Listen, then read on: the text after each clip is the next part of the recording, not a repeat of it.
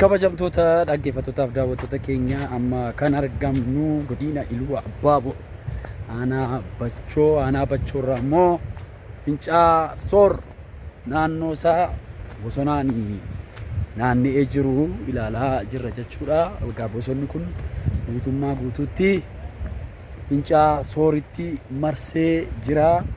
Amma gara Fincaa Sooritti siqaa jirra jechuudha.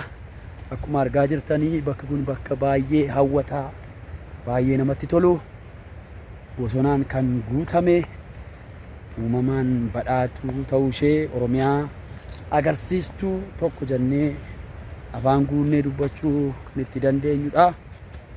Egaa isa kana immoo dhaloonni gaafa biyya wal harkaa fuudhu isa kanas kunuunsuun eeguun barbaachisaa waan ta'eef dhaloonni amma Sooriin nu daawwachiisuudhaaf deemu kun dargaggeessaa kan kaleessaa miti, dhaloota kaleessaa irraa fuudhee waan kana yeroo yerootti bira dhaabachuudhaan kunuunsuudhaan asiin ga'ee jira jechuudha. Dhaloonni itti aanee dhufus akkasumatti dabarsaa.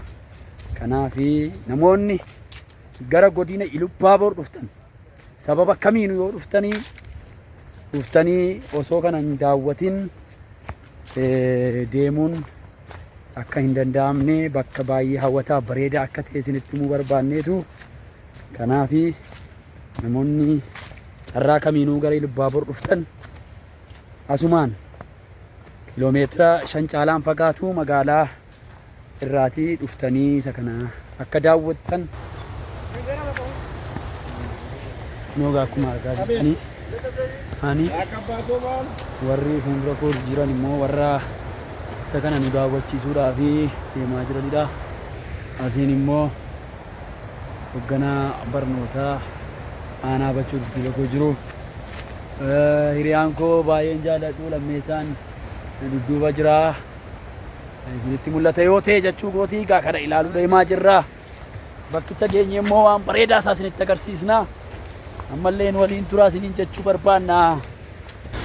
Warri yuutuubii anaaf miidiyaa hordoftanii amma bakki itti argamnu kunoo duuba kootii Fincaa Soor waan inni fakkaatu ilaaluu dandeessu.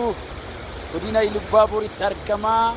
Aanaa Bachoo dhuftanii aanaa Bachoo irraa kiiloomeetirii 5 qofa daqiiqaa muraasa erga imaltan booda Fincaa kana fakkaatu akka naannoo Oromiyaatti Fincaa baay'ee guddaa ta'e baay'ee namatti tolu dhuftanii daawwachuu dandeessu jechuudha.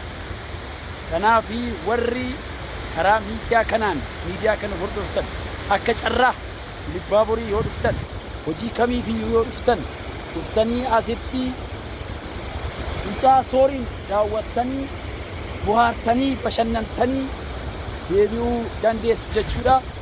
Kanaaf warri immoo biyya alaas jirtan biyya keessas jirtan haga isinii danda'ametti Oromiyaan qabeenya guddaa qabaachuu ishee, qabeenya bareedaa miidhagaa Fincaa kana fakkaatu qabaachuu ishee addunyaatti karaa kamiinuu beeksisuu, hubachiisuu, barsiisuu hin dandeessu.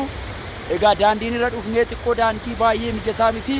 Kanaaf Fincaan kun immoo akka daawwatamuuf abbootiin qabeenyaa kallattii garaagaraa irra jirtan daandiin mijaa'aa akka hojjetamu mootummaa cinaa akka dhaabbattan asumaan ergaa keenya isinitti himuu barbaanna jechuudha. Kanaaf Fincaa Soor yoo misoomsine, yoo daandii tolchine, yoo karaa hundumaan waan isaa barbaachisu gooneef bakka argama tuurizimii bareedaa gochuun hin danda'ama. Galii guddaa irraa argachuun hin danda'ama.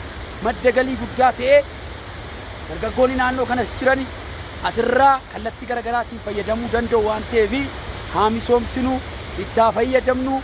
Qabeenya Oromiyaa keessa jiru baay'ee bareedaa miidhagaa ta'e kana akkasumaan gaafa badu ilaaluun sirrii miti. Kanaaf irratti hirmaannee osoo misoomsine isiniin jechuu barbaanna. Kunoo baay'ee namatti tola, haalli isaa viiyuun isaa baay'ee namatti tola. Naannaan isaa akkuma argitan bosona qufaadha. Fincaan Soor haaluma kanaan bonaa ganna bareedee miidhageetu mul'ata. Kanaaf dhuftanii akka daawwattan akka misoomsitan isiniin jechuu barbaanna. I love you. Jaallanna baay'ee.